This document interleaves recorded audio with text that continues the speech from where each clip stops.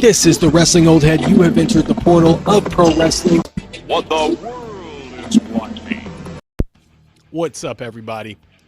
Now, if you're just tuning into this for the first time, a few days ago, approximately like 4 days ago, I did a video predicting what was going to happen on the Raw after Summerslam, which just happened last night. Now, this was on a Friday. I think I recorded it on a Thursday, and I was able to accurately predict most of the SummerSlam matches that went down on both nights. Now, as far as the Raw predictions, how did I do? Well, stay tuned because I'm going to let you know exactly how I did, all right? So, Raw last night definitely tried to further and progress different storylines. Put a button on some storylines and progress other storylines. We got to see a fourth El Grande Americano, right? So we've already seen Chad Gable as El Grande. He got injured. Then Ludwig Kaiser took his place. Then a couple weeks back, we saw what is apparently, as far as what some are stating and looking at composite pictures, Pete Dunne. And then last night, it looks like we may have seen Tyler Bate. So the scenario that we're seeing play out is potentially Ludwig Kaiser's new group with Tyler Bate and Pete Dunne going after the Luchadors. Now, if Chad Gable and Alpha Academy, are they called Alpha Academy still? The group with Chad Gable, I believe they're called Alpha Academy, or Top Team Alpha, or the American Gladiators, or whatever they're called, right? They're looking like they're going to keep Brutus and Julius Creed off of TV for a little while until they bring Chad Gable back. But the way that it's looking is that Chad Gable's group, American Made, maybe? Is that their name? Always reminds me of Hulk Hogan's WCW theme, by the way. And the Creeds are going to potentially team with Ludwig Kaiser, Tyler Bate, and Pete Dunne and go after the Luchas. So you could potentially have a 12-man tag at some point. I don't know if they're going to have the three Grande Americanos in a 6-man, but that could be interesting as well. So that was something that stood out to me. Of course, you can't talk about Raw without talking about Becky Lynch and Nikki Bella, right? I mean, Becky Lynch goes full Def Jam comedy, and the way that crowd reacted was hilarious. I mean, it was a bomb dropper. So it looks like we're going with Becky Lynch and Nikki Bella, which is something I figured we would have seen on WWE Evolution 2. But but considering they had a plan with Nikki Bella and Liv Morgan and that fell through because of Liv Morgan's injury, Becky Lynch is a suitable replacement. She's a popular WWE superstar, and it will get eyes on the product. I mean, Becky coming off of the movie Happy Gilmore 2, and Nikki Bella, you know, just in her rise in popularity outside of the wrestling scope, you have those two combined. Plus, there's some history there because of Nikki Bella being, apparently, she filmed scenes for Happy Gilmore 2, but they were cut out, as Becky alluded to in the promo. So it gives Becky something to do while Lyra moves on and tries to work her way up to trying to get back in the graces of the Intercontinental Division. Maybe potentially trying to help Nikki Bella win, you know, so that she can get another shot or go in a completely different direction. And then, of course, Bayley is looming around. So now Becky has to find something to do, and Nikki Bella seems to be one of the only ones still around. I mean, there's not a whole lot to the mid-card in the women's division on Raw, as I've spoken before in other videos. So you got to do what you can in the meantime. So I'm okay with that. That promo display, I wouldn't say it knocked it out of the park by any means, but it was more along the lines of what I would have expected from the Raw after SummerSlam, which is a big promo battle that sets up a story and progresses something going forward to the next PLE. So we got that in Becky Lynch and Nikki Bella. As far as the Roman Reigns beatdown that I was predicting, we did get that, okay? We did get the Roman Reigns beatdown. wasn't exactly the way that I had pictured. Okay, Bronson Reed, who's getting gangster on everybody. He's like Suge Knight out there stealing people's shoes, and he's like, oh. And so he is the one that puts Roman Reigns out with several tsunamis from the top rope after a spear from Braun Breaker. But I actually like that approach a little bit better, considering it is Bronson Reed that has been taking his shoes and calling himself the tribal thief.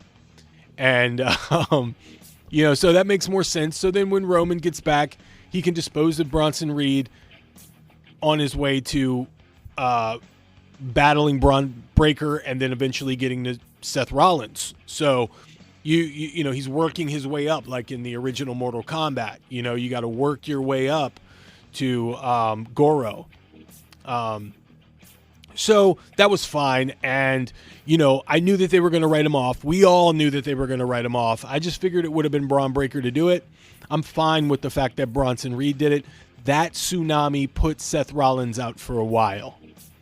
That tsunami is a very protected maneuver. And bravo to the WWE for remembering the art of the protected finisher. It's not seen so much anymore. You got people, spamming finishers and kicking out of them in matches that aren't even on PLEs. So for that move to be as protected as it is, I like that. Kudos to the WWE for doing that, because it makes it so much more impactful when someone actually kicks out. Not from just one, but from maybe several. It would make it, that person that does that is going to be made now, because so many people have been laid out and sent into injury reserve from taking that tsunami. So it only does good to protect finishers, especially from monsters like Bronson Reed, which will be elevated by the fact that move is seen as devastating as it has been. I'm an old school wrestling fan, and stuff like that just makes me all fuzzy inside. I love that shit. We also got Penta, who showed back up after being absent from SummerSlam card. Stephanie Vaquer was there, who was also absent from the SummerSlam card. Stephanie Vaquer was backstage, had an interaction with Naomi, which it's been made official, I believe, that at Clash of Paris, we're going to get Naomi and Vaquer, barring a title change or what have you. And Penta went on to wrestle Grayson Waller. There's a draft apparently coming up. Now, I don't know if they're going to be moving Rey Fenix over to the Raw brand, because the Lucha Brothers and New Day is a match that I would like to see. But I would also like to see some sort of conclusion to the tag team of Andrade and Rey Fenix. So I don't know if we get Andrade turning on Rey Fenix. I don't know.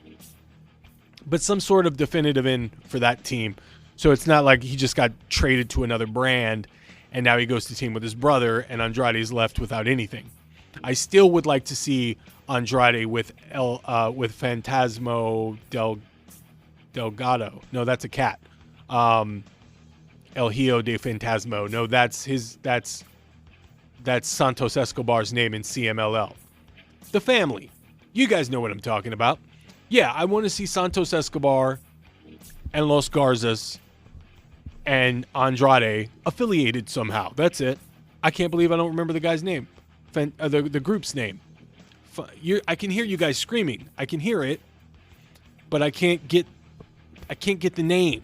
Is it Legado del Fantasma? Legado del Fantasma. See, I got Fantasmo del Gato, which is a cat. They're Legado del Fantasma. Okay, got it. I think that's it. In any event, thank you for all those guys that screamed. I heard that. Thank you. You too in the back. Thank you. So I would like to see them affiliated somehow. I think that would be good for the AAA company, and I think it would be good for Andrade because he's better as a heel. Let's just put it that way. And Santos Escobar has been serviceable as a mouthpiece for the Los Garzas, and so I think it can only do them all good if they're all affiliated. So we also got LA Knight coming back. They tried to do a good job of explaining this fake injury thing. I don't think it was successful. I don't think it was executed well, because I still don't believe how we're supposed to believe that Seth Rollins took a dive, faked an injury to predict that CM Punk was going to beat Gunther, but only after getting the ever-living shit kicked out of him for upwards of 28 minutes, and then would be so tired that Seth Rollins could just come out and win handedly after bashing the briefcase over his head a few times. That is a little hard for me, and I understand the absurdity of professional wrestling. You don't have to tell me that. I am the guy that has watched Papa Shango, okay? I am the guy that has watched, some of the most absurd angles in professional wrestling all across the board, so you don't have to tell me about suspension of disbelief and everything like that. But logically, okay, I'm just trying to understand why the faking of the injury, which would be plan B, was done in order to secure an opportunity at thwarting CM Punk's World Championship win. How would he know that CM Punk would even win? And that's the thing that I have trouble. I don't see that vision. I understand there's a vision, but I'm having a hard time wrapping my head around it. Now, if he were to come out in crutches, get in the ring, CM Punk, and say, I'm coming for your title, and then go to turn around and leave, and then Punk goes to celebrate, and then all of a sudden he takes that crush, bashes it over the back of CM Punk, repeatedly bashes him with that, then beats him with the briefcase, then pins him. That's something I can be more into. It kind of reminds me of the Sandman when he was blinded in ECW, and Tommy Dreamer came out because Sandman was retiring, and then he took the blindfolds off, and it was a swerve, stuff like that, where you kind of buy into it a little bit. But I think it's hard to do that when you're faking an injury and you're taking a dive on Saturday night's main event for LA Knight, for me to believe that, and for LA Knight to kind of speak on that story as well, because he pinned a guy that just let him pin him, right? It's weird. But they tried to make it work. I'll give them credit for that. They at least continued the story of LA Knight and Seth Rollins with that rematch that was due. So, not too upset about that. There was one thing that I was wrong about, and that's what I'm going to finish this video on. I was wrong about Karrion Kross. Now, those that have followed this channel and that follow me on X at WrestleOldhead know that I am a big Karrion Kross fan, as I have been for upwards of 7 or 8 years now, truth be told. Now, I have been an advocate for Karrion Kross throughout his entire journey in the WWE. The guy is a killer, and it's not just in his original name before he came to the WWE. He's legitimately a killer. He's a killer on the mic. I believe he's a killer in the ring. And I believe that his way of promoting himself was killer. But as the time has gone on, I feel less and less confident that this is a whole ruse for the WWE, the theme of the weekend, the ruse of the century, ruse of engagement, bloodline ruse. I think this is actually a situation where we may be saying goodbye to Karrion Kross in the WWE. And I think that's a mistake for the WWE. And that's not just a bias. But I'm going to explain to you why they're probably letting Karrion Kross go. I'm going to run through the tail of the tape here. Karrion Kross and his matches with Sami Zayn. It is hard to have a bad match with someone like Sami Zayn. Sami Zayn is good at selling. He's good at the fire comeback. You can have a good match with Sami Zayn in your sleep. For whatever reason, the 3 matches that Karrion Kross and Sami Zayn had were not well received. They were not well received on the internet, a place in which Karrion Kross has garnered a lot of attention. Aside from his diehard fans, myself included, a lot of people weren't thrilled or excited about those matches for whatever reason. They were also not given a whole lot of time to tell a story within those matches. And my bias aside, there also seemed to be some chemistry issues between the two for whatever reason. I don't think they dislike each other at all. There may be some backstage tension between the two. They may just be professional with each other that can play a part in it as well. I don't know. But there definitely was something missing from those series of matches that we saw between the two. On top of that, Karrion Kross did a documentary. And in the documentary, there was a clip from when he went on the Sam and Megan after show podcast that those two do. And Not Sam Wrestling and Megan Morant. And Karrion Kross legitimately aired his grievances. And it was very entertaining. And apparently the brass really liked it. Or at least they told him that they really liked it. And then there's the groundswell of internet support for Karrion Kross. The We Want Kross hashtag. His new book deal. And the new book deal, where his book was released today. So you should go check that out if you can. Purchase a copy.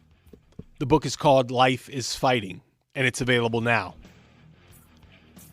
So in that book, apparently there were some things that he has said on record that the WWE asked him not to put out. And on record, he has said that he put it out anyways. And I believe that to be a shoot as well.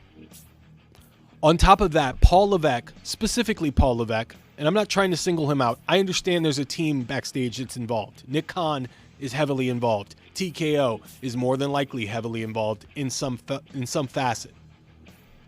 But in this internet support that has grown for Karrion Kross, Paul Levesque has also come out and said that he really could care less about the internet. And that it makes up such a small portion that he's not focused on pleasing the internet. And there's a part of that I understand, because the internet, you can never please them. You do the thing that they want more of it. If you don't do it the way that they want it, they're going to complain. If you don't do what they want and you do something completely different, they're going to complain.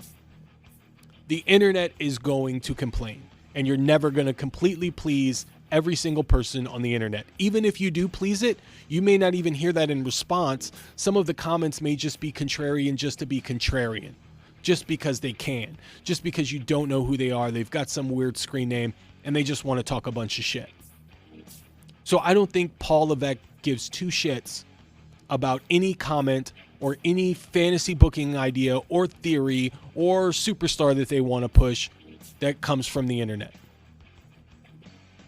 So taking all of those scenarios, on top of the fact that Paul Levesque refused to respond to the We Want Kross chants at the post show of Summerslam night 2, or was it night 1, one of the nights, and decided to instead insinuate, or at least misunderstand the crowd, and said, "You got Brock. You got Brock." Brock and Kross don't even rhyme. And that We Want Kross chant was loud. If I could hear it coming over the TV, and I've been to a lot of live events. I was at the last year's SummerSlam. I was a part of the audience that was watching the post-show and some of the pre-show. You can hear that stuff loud and clear, even from up where they're at. So I don't think the WWE is worried about retaining Karrion Kross at this moment. And I don't see any momentum coming from icing him out on TV the way that they're doing. Sure, they can rewrite the history here. They can make a pivot and suddenly get the ball rolling for Karrion Kross. It is still possible that this is all an angle, that he shows up on SmackDown and that they can continue the feud that way. But for so long, they have relegated Karrion Kross promos to internet exclusives, or for those that have a certain type of Netflix subscription. They haven't done a whole lot to put him on television, aside from the program with Sami Zayn. And on Raw, they cut backstage to have an interview. Jackie Redmond had an interview with Sami Zayn. And the way that Sami Zayn spoke about Karrion Kross and the aftermath of their match, it was like, we're moving on. That was something in the 90s where if I were to see something like that, I'd be looking on the other program to see when that superstar is going to show up, be it Nitro or Raw or ECW. That was the sense that I got from that post interview with Sami Zayn. So it's not looking good, Karrion Kross fans. It's not looking good. And I hope that I'm wrong. Wherever Karrion Kross goes, he's got a fan in me. Doesn't matter where he goes. He can show up at Bloodsport. He can show up at MLW. He can show up in AEW. He can show up in the NWA. I'm going to be watching him, and I'm going to be supporting. And you're going to see clips adorned on my X feed because I'm a Karrion Kross guy. But maybe some people in the WWE just don't get it. And that's okay. I understand that. But guys, buckle up, because after this weekend, we might be looking on the internet and seeing Karrion Kross was let go. And I really hope that I'm wrong about that. Friday SmackDown's coming up. I really hope to see him there. But if I don't see him there, and there were reports that he was not backstage at Raw, it looks like Karrion Kross is bowing out. So Scarlett, Karrion Kross, it's time to get back to business. It's time to prove all of those suits in the locker room in the WWE wrong and show them what they're missing out on. So that's all for the Raw predictions. I think I did a pretty good job. Maybe I'll start doing these for some of the bigger PLEs going forward, but I just wanted to let you know, give you an update, because I promised I would do that, and I'm a man of my word. Guys, thank you so much for checking this out. You guys that are sticking around this long and listening to me rant the way that I'm ranting, you guys are some real ones, man. You guys are Portal Pro Wrestling Elite. Thank you again. Thumbs up on the way out, you guys. It keeps the algorithm going. It's free to do. It won't hurt a single fly. It's like, it's so easy to do. You just take your finger, or you take your mouse, or whatever you use, your stylus, and then you just hit that thumbs up button, and then you just keep on going on with your day. And I get something from it, and you get something from it. We're all gravy, right? So then you get to see more of the videos that I come out with in the future. So thank you guys again. And as always, stay tuned for more.